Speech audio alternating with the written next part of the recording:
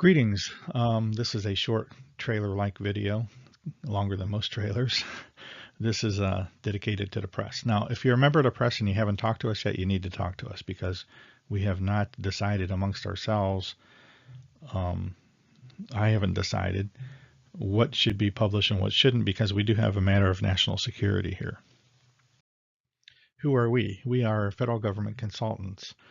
Past and present employees of the Department of Homeland Security and Department of State, PhDs in academia, which all of them are PhDs from the schools that were attended by the US Senate Committee on Immigration.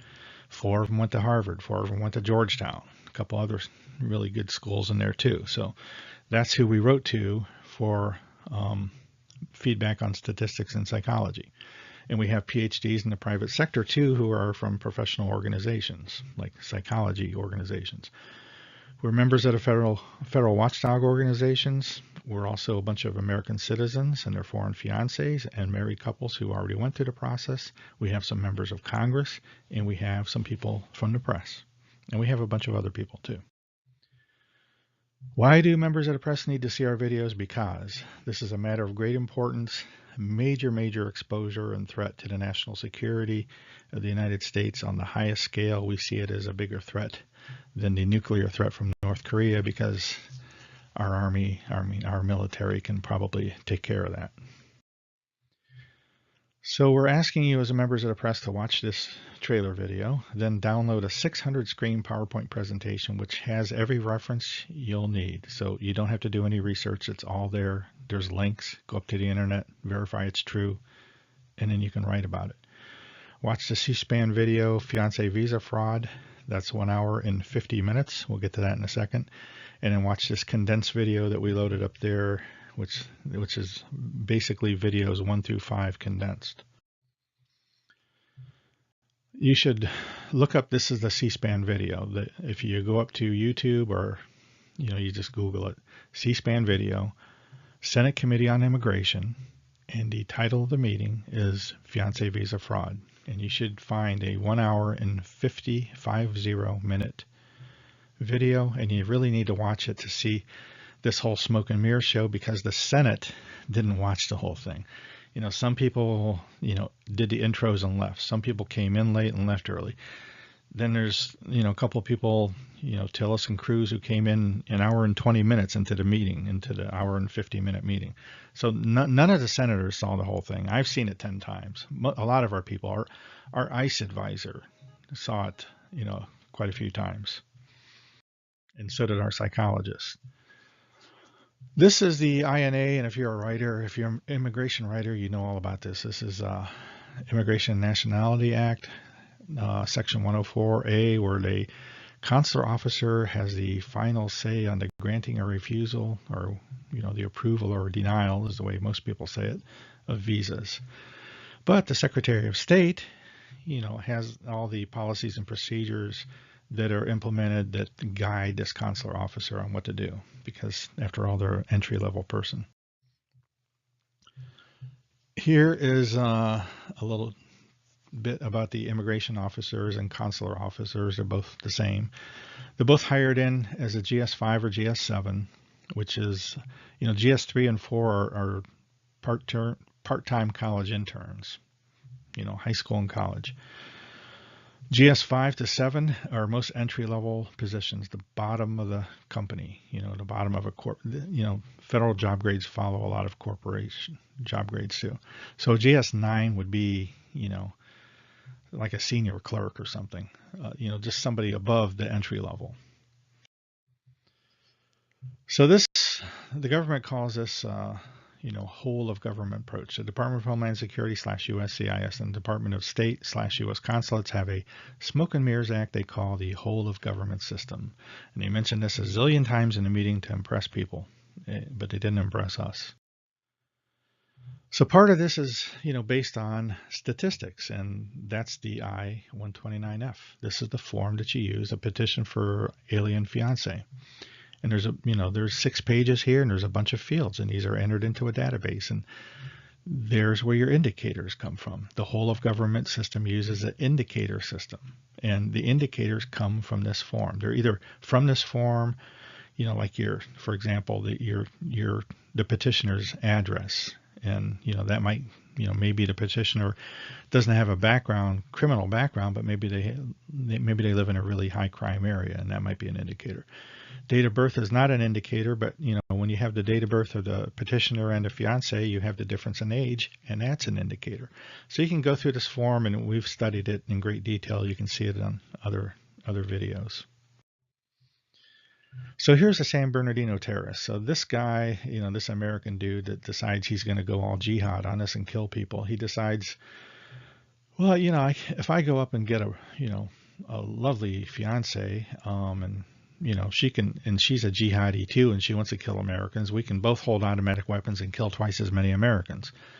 So he goes up to, www.findajihadwife.com and finds this woman. That's not true. Some site like that. Whatever site he went to, the FBI can find it too. So, he found a lady here who just happened to be born 336 days apart. Now, is that an accident? No, that's not an accident, because he's a criminal. He's like the worst kind of criminal. He's going to do something really bad. He doesn't want to get caught. If you don't want to get caught, what do? You avoid indicators. Age difference is an indicator. Religion, same language, there's a lot of things, that they consider indicators. If you speak to two different languages, that's a major indicator. So, I went up here on I put their case number up on the USCIS site and, followed their case through, and they got through the system really fast and really. So here's the 4 possibilities of approving or denying any case.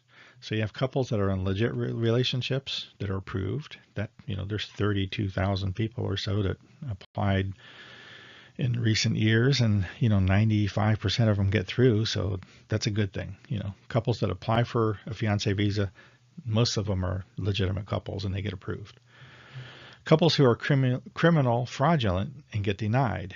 That hardly ever happens. Because why? Because criminals don't want to raise any indicators, so they purposely look for people that won't give them indicators. So that hardly ever happens. Number 2, you'll see later, and you'll see in other videos. Couples who are criminal fraudulent and get approved. That happens by the scads. We'll see that. Not just the terrorists. There's other target groups that get through. And couples who are legitimate loving relationships that get denied.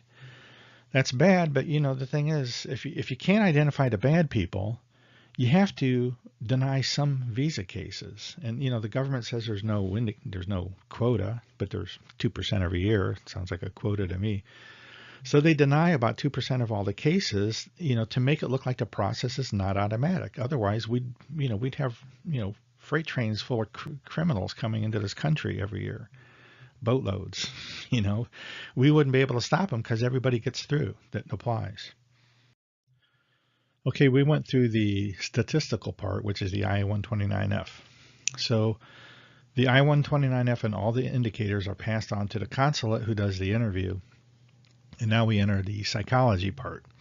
So we have examples here of interviews, because the fiancés, they're in visa forms, they have social media. When you're a US Citizen Petitioner, or just picture yourself and you have a fiance who happens to be overseas and they go in for an interview, it's a big deal, so you want to talk about it on social media or somewhere that your fiance got denied or approved.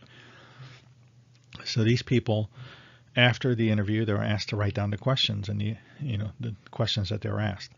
So here we have an example. My fiance's K-1 visa was denied. The CO gave the reason relationship is not bona fide. We have been in a relationship for 5 years. Also said, because there was no picture of his mom and I, that's at the bottom of paragraph number 2. So you can see this is a really trained CO here, a PhD in psychology. There's no picture of you and your mom, you and his mom. Then, I'm going to deny you. My fiance was denied due to being found ineligible under 221G. We did everything by the book: photos, text and call logs, letter of intent, evidence of support. The CO gave the denial paper and walked away. So we've had psychologists take a look at this, and It's not good. I mean, I got psychologists involved because I knew it wasn't good. Because, I'm a federal government consultant. I know it's not good. So here's some approvals. Same deal. You ask 3 or 4 questions, approved, 3 or 4 questions denied. I didn't have examples of the questions on the last 2, but there's plenty in the other videos. So approvals. Do you know what a K-1 visa is? What does your fiance do? Have you been to the USA to visit him? Okay with a wedding in the USA? Okay, you're approved. Approvals. The consul in the middle, he asked me 3 questions. How long have we been engaged? When do I plan on leaving for the USA? How did we meet? Okay, you're approved. So there's as much as the government would like you to think that the interview is something, it means absolutely nothing. The case was determined before the interview started. The interview is a farce, even though law says it should be the final say. Yeah, the consular officer is going to have the final say. He's going to deny everybody with a high number of indicators. So this couple here didn't have any trouble getting through the system. This is just a good example of how well the whole of government system works. Same here. This is a Chinese couple, and if you're an immigration writer, you know about this. Father and daughter team in LA. They were posing as lawyers. They rented an office in a building that has a lot of law firms. Nobody bothered to see if they are actually a legitimate law firm. And they paired together a bunch of couples with, American citizen petitioners with people from China, fiancés from China who would pay for citizenship. So they bilked them out of, $20, $30, $40, $50, $80,000, sometimes as much money as they could get out of them, basically. And they paired the couple together. And if they're going to pair the couple together, are they going to look for somebody that's like 40 years difference in age? No. They're going to get somebody that's like 2 or 3 years difference in age. Same education, same language, maybe even the same area of China. No indicators, you slide through. Did we catch any of these people? No. ICE caught them afterwards. That's how it happens. ICE does the cleanup work. Same deal here. Here's ICE doing the cleanup work. This is 400 victims of human trafficking. Did they have any trouble getting through the system? No. And human traffickers are brought into the United States by low-level criminals. This isn't any sophisticated, mastermind here. These are low-level criminals, career criminals. And they can beat the system because, they're 12 years old or older, and any 12-year-old could do it. And then we have internal boo-boos by DHS. They did their own internal audit here and let 858 through in one audit, and a couple hundred here and there, other than that. So here's what we have. This is something that I have a bunch of screens on in the longer videos and just put one in here. But if you look at the light blue thing in the middle, US Department of Homeland Security, Department of State, and the whole of government approach, including the indicators and the consular interview. So let's just call this blue thing the criteria, okay? Have they ever taken this criteria and bumped it up a population of known terrorists to see if the criteria works? No. Have they ever bumped it up against a known population of sham marriages to see if the criteria works? No. We know it doesn't. We find them afterwards. Have they ever bumped it up against a known population of human trafficking to see if the criteria works? No. So if the criteria doesn't work to identify the bad groups, the target groups, why would you use it?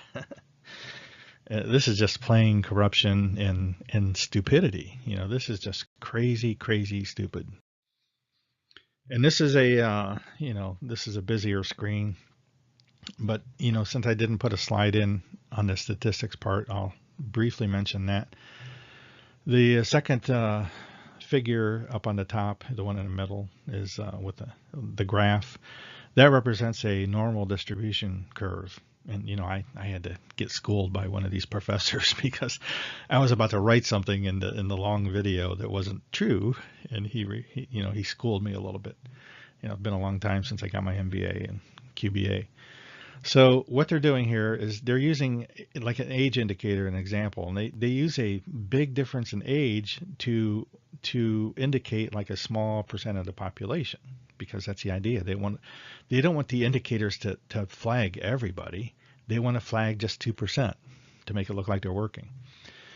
So what they do is they put indicators, and age is what we use as an example.